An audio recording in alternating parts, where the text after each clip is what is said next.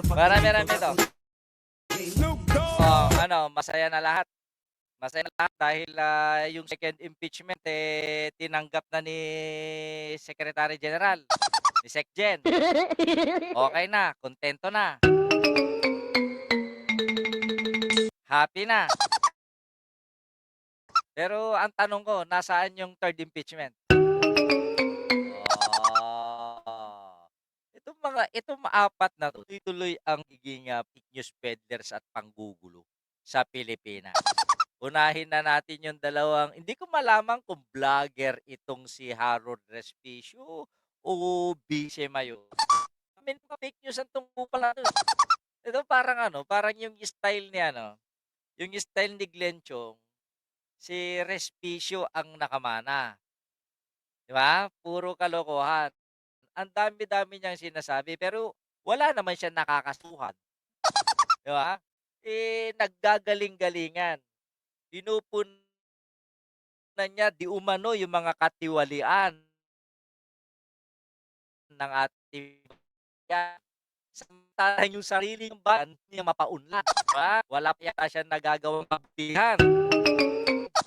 Ma'am Betty Bush, BT sabi ni Tupaccio nataranta na daw sila BBM at admin dahil malakas daw paano naging malakas ang ebidensya nila? Kung malakas ang ebidensya, 'di ba dapat nag-file sila ng, impeachment, bakit hanggang ngayon wala pa rin? O eto pakinggan natin. Sino yung ano, sino yung ebidensya sino yung testigo? Si Orly Gutesa o bakibalita tayo kung Orly Gutesa. Asan na? Ano. Po ba kayong ugnayan kay Orly Gutesa? Hanggang ngayon hindi po ito nagpaparamdam sa Senado. Ang huling narinig ko, Jay, this lang, 2-3 days ago, mukhang maayos naman, wala naman problema sa ngayon. Ang katunayan, wala naman akong direkta sa kanyang kaugnayan. Ang nangyari, nire-relay lang sa akin. Kung hindi ko alam paano may kasama rin siyang retired na nakakapag-relay. Baka hindi naman retired kasi si Dado, tiwalag yun. Si Dado, baka ang sinasabi niyang retired si Macanas. Baka yun ang kasama ni Gutesa. Tablay pa rin yun. As of now, okay naman daw. Wala namang problema. At yun naman din ang gusto lang naman natin Okay naman bakit hindi milos? Wala naman daw problema, bakit wala nang karon yung mga sinabi sa Senado, 'di ba? Doon naman ang testimony, hindi ko alam kung anong gagamitin nila. Kasi may mga nagsasabi gagamitin daw nila yon, yung iba naman sabi hindi na daw nila gagamitin. So sa akin again, alam mo, inuulit ko, ito lang naman yung taong hindi nakinabang sa lahat ng pinag-uusapan. May contractor, may Sino nga ba nakinabang? Sila.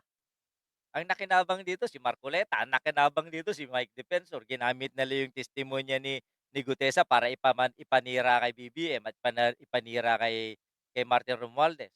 O mga patunay, wala. Ang nabitin dito, ang nasira dito, yung mga naniwala.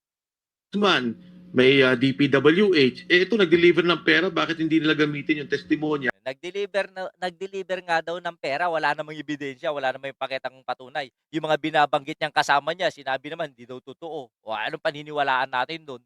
At tanungin nila kung ano talaga yung nangyari at anong ginawa. Oo. So right now, safe po itong si Orly Gutesa. Paano natin mapapatunayan yan? Bakit niyo itinatago? At doon po sa kung sino man na nakakausap ninyo, kung may intermediary din kayo dito kay Gutesa, may plano pa po ba siya na umaten sa mga susunod na Blue Ribbon Committee hearing? Kasi ano daw siya, sakali man po. meron man po show cause order na. Yes po sir. Yes, napakagandang show cause order At least yung Sergeant at Arms, makagalaw tungkol dito. Sa nahuling pagkakalam ko kasi, so supposedly daw, di ba, nabanggit ko na to, nasa Philippine Marine, sabi nila wala daw doon. Sabi ko nasa MC2, yung kalang intelligence group, sabi wala na rin daw doon. So tingnan natin. Ano nga ba totoo? Lahat ng sinabi ni Mike Defensor, wala nagkatotoo. Yung sinasabi niya na magiging testigo daw nila si Saldico, sabi ni Ping Lacson, huwag kayong magtiwala doon. Sinungaling yan si Defensor. Diba? Malabo natin si Gutesa, nagtago lang parang bato din. Ang importante kasi, alam naman ng tao kung gugustuhin madaling makita ng gobyerno, and of course, yung Sergeant at Arms, may kakayahan naman niya makuha si Sergeant Cotesa. Darating tayo diyan. Pero hindi kasalanan ng gobyerno, yung paghahanap kay Gutesa. May kasalanan dito, bakit hindi napapanindigan, walang pinapakitang ebidensya, at bakit hindi lumabas mismo si Gutesa para panindigan yung kanyang mga sinasabi.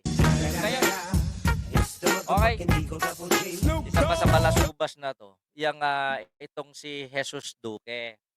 Ngayon at itong, binabanggit nila pupunta-punta sila sa Ilocos, hinahamon si Vince Dizon, pinaparatangan si Sandro Marcos ng katiwalian, Levi de Guzman, shoutout. Bakit pa nila aantayin na mag-imbestiga ang, DPWH secretary? Sila na yung nandun ka na, eh, nakita mo na, eh.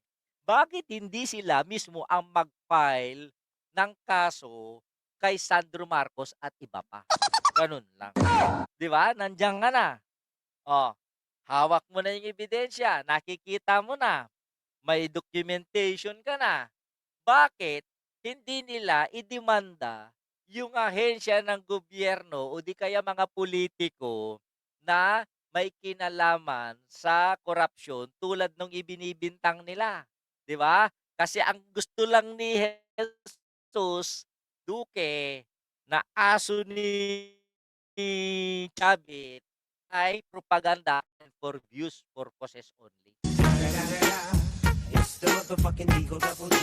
Nandiyan ka na, eh, oh. Nasa area ka na, documentation, nandiyan na yung mga pruweba. Eh, di ba? Eh, bakit mo pa kailangan ng investigasyon? Mag-file ka na ng kaso, 'di ba, Ma'am LMA? 'Di ba? Gano'n naman ang kalakaran, 'yun naman ang tamang gawin. Chavit, salot ng Pilipinas, sabi ni Nenita Brown. Oh, dito tayo kay Chavit. Sabi ni Chavit, pinakamayaman daw ang Ilocosur. Pero based on sa aking pananaliksik, sa buong Region 1, mukhang Ilocosur na lang yata ang walang mall, walang malalaking pabrika para magkaroon ng trabaho ang, kanyang mga constituent. Ang mga negosyo ang mga negosyo sa Ilocosur, halos hawak ng mga Singson. Yung mga magagandang pasyalan sa Ilocosur, walang hawak ang gobyerno kundi pag-aari lahat ni Singson. Tapos sasabihin ni Chavit, pinakamayaman daw ang Ilocosur. Eh di wow. Yun lang. Wala akong masasabi dyan, mga kapatid, ha. Huwag tayong maglokohan dito. Alam natin yan.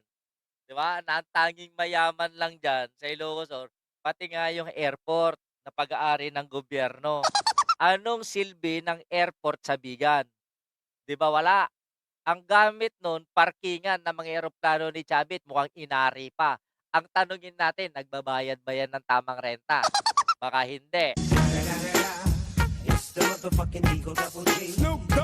Mukhang mauungusan pa ng, o di kaya naungusan na ng kandon ni Ilocosur yung napakatagal ng syudad na Bigan. Titignan ninyo yung kandon. Oh, mas maganda na, hindi hamak tignan kaysa sa Bigan. Yan na lang Kalye Crisologo na yan. O halos karamihan negosyo diyan hawak ni Chavit o di kaya pagmamay-ari ni Chavit. Tapos sasabihin, mayaman daw ang Ilocosur. Di wow. O, kung hindi pa nakapag-abroad yung mga taga Ilocosur, baka umabot na ng 80% ang unemployment diyan, eh. Pero nagdadakdak si Chavit. Eto, pakinggan natin. Okay, Chavit, pasok. Tanggap yung final, makaka-witness ako sa mga Goose Project and mga project na yung sinabi mismo ni Presidente, mga guni-guni, mga palpak. Doon pala sa Ilocos Norte nandun eh. Wala kami makitang matino na project. Palpak lahat and Ghost Project. Meaning Ghost Project and a substandard project. So, ang inaantay ni Chavit, exposure. Ang hinahanap ni Chavit, makapag-testify siya, maging testigo siya sa impeachment tulad nung ginawa niya kay Erap. Okay? Bakit pa kailangan mo mag-testify? Bakit kailangan mo inaantay yung impeachment kung pwede ka na naman magkaso? O hanggang ngayon, ang dami sinasabi ni Chavit. Ghost projects, substandard projects ng Ilocos Norte. Bakit hanggang ngayon wala siyang maipakitang ebidensya? Bakit hindi niya mabanggit kung nasaan yung mga projects na yon? Bakit? Hanggang ano lang yan, hanggang social media na lang yung kupal na yan. Oh, di ba? Hindi na kailangan na tumestify ka dyan. From ngayon pa lang, pwede mo nang isang bulat yan. Pwede mo nang banggitin, oh, eto, yung project na ganito, wala, nasaan? Tapos pakita mo yung ano, yung listahan ng DPWH kung nasaan. Di ba? Ang tanging hangad lang ni Chavit, exposure. Okay? Kaya medyo may pagka-SA lot din to. Nangangailangan ng propaganda para mapagtakpan. Hindi malinis sa Ilocos Sur. Tignan na lang natin sa mga susunod na araw.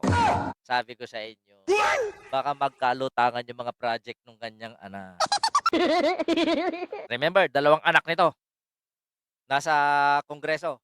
Yung isa, district congressman, yung isa, party list. Okay? Hay na lang ang matandang sabi, Chair. Sabi dito ni Amy Campbell ng Facebook. Shout out po. Kaya mag-ingat-ingat kayo kung mapapaniwala kayo na matandang to. Diyos mio.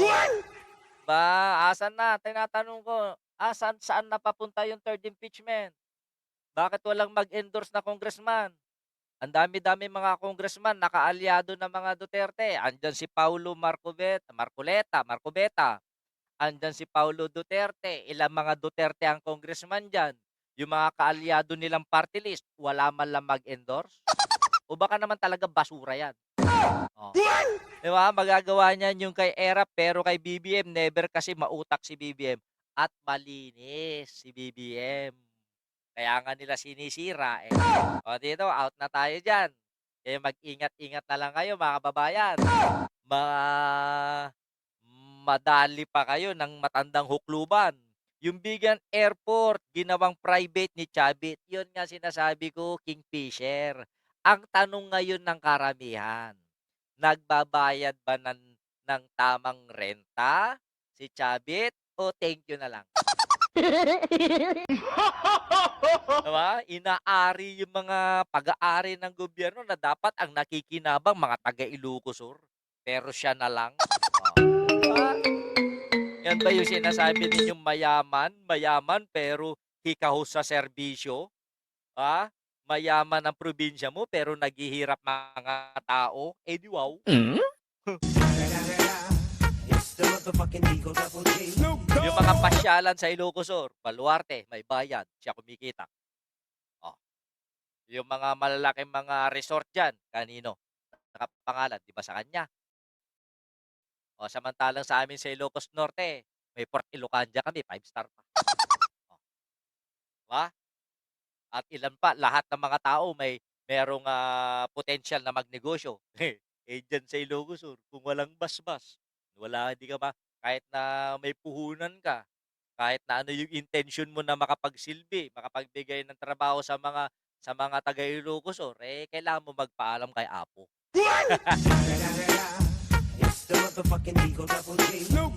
Ang masama nun, kung hindi ka kaalyado, wala negosyo. Kung hindi ka kaalyado, wala trabaho. Pero kapag kaalyado ka naman, kahit na hindi ka qualified, sigurado pasok ka sa munisipyo. Yun lang. Okay.